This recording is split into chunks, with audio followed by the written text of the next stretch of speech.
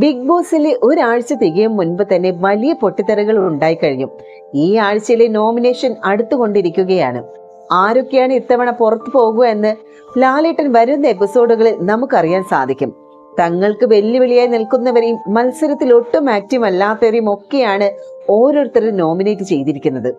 അതിലെ ഏറ്റവും അധികം വോട്ട് നേടിയ ഒരു മത്സരാർത്ഥി ശൈത്യ സന്തോഷാണ്. ശൈത്യ ഒട്ടും ആക്റ്റീവ് അല്ല എന്നാണ് പൊതുവെയുള്ള അഭിപ്രായം.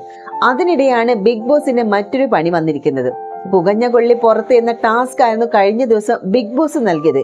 ഇതിൽ വീട്ടിൽ നിൽക്കാൻ യോഗ്യരല്ല എന്ന് എല്ലാവർക്കും തോന്നുന്ന 4 പേരെ സെലക്ട് ചെയ്യാനാണ് ബിഗ് ബോസ് പറഞ്ഞത്.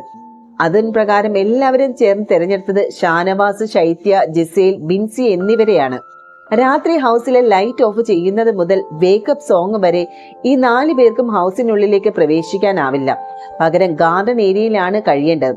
ഒരു കട്ടിൽ മാത്രമാണ് ഇവർക്ക് നൽകിയിട്ടുള്ളത്. കട്ടിൽ ഒരു സമയം ഒരാൾക്ക് കിടക്കാം. ഉറങ്ങുന്നയാളെ ഉണർത്താതെ ടാസ്കിൽ ഉൾപ്പെടാത്ത മറ്റു മത്സരാർത്ഥികൾ റെഡ് സോൺ എന്ന് രേഖപ്പെടുത്തിയിരിക്കുന്ന സ്ഥലത്ത് കൊണ്ടുവച്ചാൽ ആ വ്യക്തി ഷോയിൽ നിന്ന് പുറത്താകും. ഇത്തരത്തിൽ ടാസ്കിൽ ഉൾപ്പെടാത്ത മറ്റു മത്സരാർത്ഥികൾ ഉറക്കമിളച്ച് എത്ര പരിശ്രമിച്ചിട്ടും ആരെയും പുറത്താക്കാനായില്ല. എന്നാൽ ഇന്ന് ബിഗ് ബോസ് പുറത്തുവിട്ട പ്രൊമോയിൽ ശൈത്യ സന്തോഷിനെ സഹ മത്സരാർത്ഥികൾ എടുത്തുകൊണ്ട് പോകുന്നതാണ് കാണുന്നത്. ശൈത്യയായിരുന്നു കട്ടിലിൽ കിടന്നത്. അക്ബർ ഖാൻ, അപ്പാനി ശരത്ത്, ബിന്നി സെബാസ്റ്റ്യൻ എന്നിവർ ചേർന്നാണ് ശൈത്യ എടുത്തു കൊണ്ടുപോകുന്നത്.